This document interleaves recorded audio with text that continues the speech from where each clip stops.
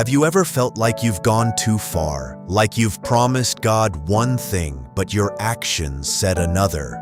Peter knew that feeling. He swore he would die for Jesus, never deny him, never leave him. Hours later, he denied knowing him 3 times, and when the rooster crowed, Jesus turned and looked at him. That look broke him. But weeks later, on a beach at sunrise, Jesus asked him one question 3 times and restored everything shame had stolen. This is the Good News Minute.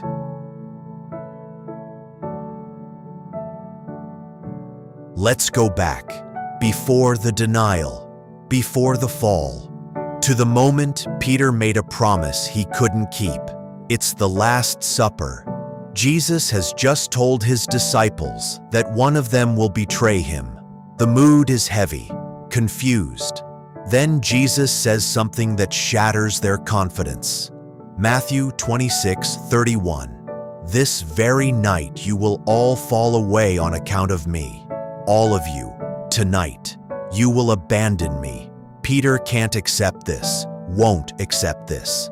Matthew 26:33. Even if all fall away on account of you, I never will. Even if everyone else fails you, I won't. I'm different. I'm stronger. I'm more loyal. It's not just confidence, it's pride, certainty in his own strength. Jesus looks at him with sorrow and says, Matthew 26:34. Truly I tell you, this very night before the rooster crows, you will disown me 3 times. Not you might, not you could, you will 3 times. Tonight. And Peter, in his boldness, doubles down. Matthew 26:35. Even if I have to die with you, I will never disown you. Never. I would die first. It's a beautiful promise. A sincere promise. A promise Peter absolutely believes he can keep. But within hours, it will shatter completely. Fast forward. Jesus has been arrested. The disciples have scattered, just like Jesus said. But Peter follows at a distance. He doesn't run completely. He stays close, watching. He ends up in the courtyard of the high priest's house, where Jesus is being interrogated inside, where a fire is burning, where people are gathered. And that's where it happens. The first denial. A servant girl looks at Peter, studies his face in the firelight. Luke 22:56. This man was with him. All eyes turned to Peter, and Peter, the man who just hours ago swore he'd die for Jesus, says, Woman, I don't know him. I don't know him. Not I'm afraid, not leave me alone. I don't know him. It's a complete denial, not just of association, of relationship, of everything. The second denial. A little later, someone else sees him. You also are one of them. Peter, more forcefully this time. Man, I am not. The denial is getting stronger, more defensive. The lie is building on itself. The third denial. About an hour passes. Peter is probably thinking he's safe. He's pulled it off. Then someone else speaks up, insistent this time. Certainly this fellow was with him, for he is a Galilean. Your accent gives you away. You're one of them. And Peter, now desperate, does something shocking. Luke 22:60. Man, I don't know what you're talking about. The Bible says he began to call down curses, to swear, using the strongest language possible to convince them. I don't know this man. And just as he finishes speaking, a rooster crows. And in that moment, something happens that will haunt Peter for the rest of his life. Luke 22:61. The Lord turned and looked straight at Peter. Jesus is inside being beaten, being mocked, being falsely accused. And at the moment of the rooster's crow, he turns, and his eyes meet Peter's. Across the courtyard, through the crowd, in the flickering firelight, no words, just a look. Not a look of anger, not accusation, not "I told you so." Just sorrow, love, knowing. And Peter remembers. "Before the rooster crows, you will disown me 3 times. It crashes over him. The realization, the horror, the shame. Luke 22:62. And he went outside and wept bitterly. Bitterly, not just tears. Gut-wrenching, soul-crushing weeping. The man who swore he'd die for Jesus couldn't even admit he knew him. The rock, the leader, the bold one, broken.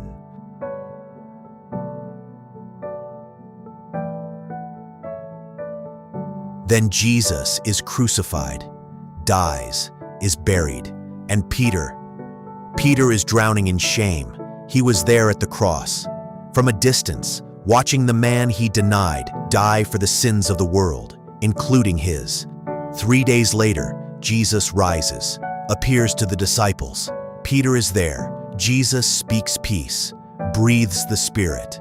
But there's no private conversation, no specific word for Peter. Not yet. The shame is still there. The failure is still unaddressed. So Peter does what people do when they don't know what else to do. John 21:3. I'm going out to fish. Back to what he knew before Jesus. Back to the old life. Back to the boats. It's not just a fishing trip. It's retreat. It's giving up. It's maybe I was never meant to be a disciple after all. The other disciples join him. They fish all night and catch nothing. Even the old life doesn't work anymore. Once you've followed Jesus, you can't go back. Morning comes. They're exhausted, empty nets, empty hearts. And then a figure appears on the shore, distant, calling out, "Friends, haven't you any fish?" "No." "Throw your net on the right side of the boat and you will find some." They do, and suddenly the net is full, 153 large fish, so many they can't haul it in. And John realizes, remembers, this has happened before. John 21:7. It is the Lord, and Peter doesn't wait for the boat. He wraps his outer garment around him. He's been working naked or nearly so, and jumps into the water, swimming, desperate, needing to get to Jesus. The shame is still there. The failure is still heavy, but love is stronger. When they reach shore, Jesus has already prepared breakfast. Fish cooking on a fire, bread ready. They eat together, in silence mostly, the weight of unspoken things hanging in the air. And then Jesus turns to Peter. John 21:15. Simon, son of John, do you love me more than these? Notice, Jesus doesn't call him Peter, the rock. He calls him Simon, his old name, starting from the beginning. And the question, do you love me more than these? Remember what Peter said at the Last Supper? Even if everyone else falls away, I never will. More than these. Do you love me more than the others do? Peter, humbled now, doesn't claim superiority anymore. Yes, Lord, you know that I love you. I love you, but I'm not claiming to love you more than anyone else. I know my limits now. Jesus responds, feed my lambs. You have a job to do, a purpose. You're not disqualified. The second question. John 21:16. Simon, son of John, do you love me? Same question, but this time without more than these. Just, do you love me? Peter, yes, Lord, you know that I love you. Jesus, take care of my sheep. Again, purpose, calling, responsibility. The third question, John 21:17. Simon, son of John, do you love me? for the third time, and Peter is hurt, grieved. Why does he keep asking? But then he understands. 3 denials, 3 restorations. 1, I don't know him. For every do you love me? Jesus is undoing the shame, replacing each denial with a declaration, restoring what was broken. Peter, with emotion now, Lord, you know all things. You know that I love you. You know my failure. You know my shame. You know my heart. You know I love you, despite my weakness. Jesus, feed my sheep. And then he says something profound. John 21:18-19. Very truly, I tell you, when you were younger, you dressed yourself and went where you wanted. But when you are old, you will stretch out your hands, and someone else will dress you and lead you where you do not want to go. Jesus is predicting Peter's death, a martyr's death. Crucifixion, tradition says. Peter will get his chance, not to die in bold confidence, but to die in humble faith. He swore he'd die for Jesus, and one day he will, but not in his own strength, in Christ's. Some of you watching this know exactly what Peter felt. You made promises to Jesus. You meant them. You were sincere. I'll never walk away. I'll always follow you. I'll never deny you. And then life got hard, scary, costly, and you found yourself saying things you never thought you'd say. I'm not really that religious. I don't know if I believe that anymore. I'm not one of those Christians. Maybe you didn't deny him publicly, but privately, in your heart, through your choices, you've walked away, you've compromised, you've hidden your faith when it became inconvenient. And now you're living in Peter's shame, wondering if you're disqualified, if God could ever use you again, if you failed too badly to come back. And here's what Peter's story screams to you. Failure is not final. Denial is not the end. Jesus restores deniers. Did you notice the precision of Jesus' restoration? Peter didn't deny Jesus once. He denied him 3 times. And Jesus doesn't just forgive him generally. He restores him specifically. 3 denials, 3 questions, 3 commissions. I don't know him. Do you love me? Feed my sheep. I don't know him. Do you love me? Take care of my sheep. I don't know him. Do you love me? Feed my sheep. Each denial addressed, each failure redeemed, each moment of shame replaced with a moment of purpose. Jesus doesn't just erase the past, he redeems it. He doesn't just forgive Peter, he reinstates him, recommissions him, gives him the very thing shame tried to steal, which is purpose. You're not just forgiven, you're sent, you're chosen. We need to go back to that moment, the look, when the rooster crowed and Jesus turned and looked at Peter. What did Peter see in that look? Not, I told you so. Not, you're finished. Not, I knew you'd fail. He saw love, sorrow, knowing, and something else, hope. Because Jesus knew this wasn't the end of Peter's story. He knew about the beach breakfast that was coming. He knew about the 3 questions. He knew about Pentecost, when Peter would preach and 3,000 would come to faith.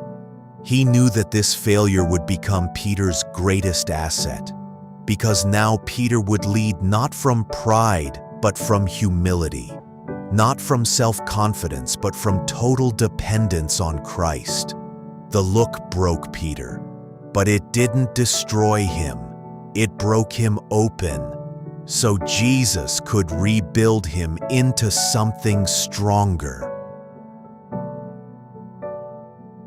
Here's what Peter's restoration teaches us. First, Your promises don't save you. God's faithfulness does.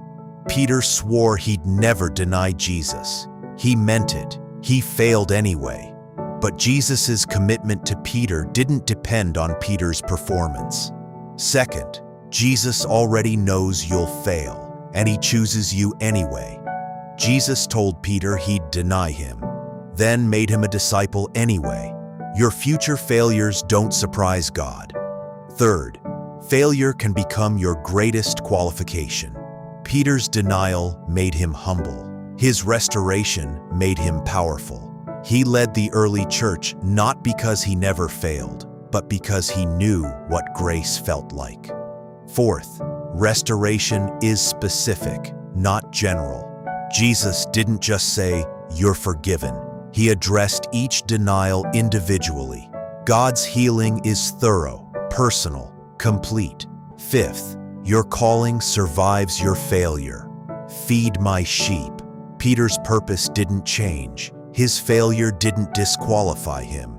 Your calling is still valid. Sixth, you will get another chance. Peter swore he'd die for Jesus and failed. But Jesus gave him another chance. And eventually, Peter did die for Jesus. Just not in his own strength. Let's pray together. Lord Jesus, for everyone watching who has denied you in some way, who made promises they couldn't keep, who walked away when it got hard, who is living in Peter's shame right now, we thank you that failure is not final. Thank you that you restore deniers. Thank you that the look you gave Peter wasn't condemnation, it was love. Thank you that you ask us the same question you asked him. Do you love me? Not, have you been perfect? Not, have you never failed? Just, do you love me? We say yes, Lord. Despite our failures, despite our denials, despite our weakness, we love you. Now restore what shame has stolen. Recommission what failure tried to disqualify. Give us our purpose back. In Jesus' name, amen. This is episode 11 of the Good News of Jesus. If you've ever felt disqualified by failure, this episode is for you. Peter denied Jesus 3 times, and Jesus restored him 3 times. Your failure is not final. Like this video if restoration is possible. Share it with someone who needs to know. Jesus restores deniers. Comment below. What's your rooster crow moment? When did you realize you'd failed Jesus? Let's talk about it honestly. Subscribe, because we're building a community where failure doesn't get the final word. If you missed the last episode, check the screen. You believe, but still doubt. The story of Thomas explained. This is the Good News Minute. Remember, keep the faith alive.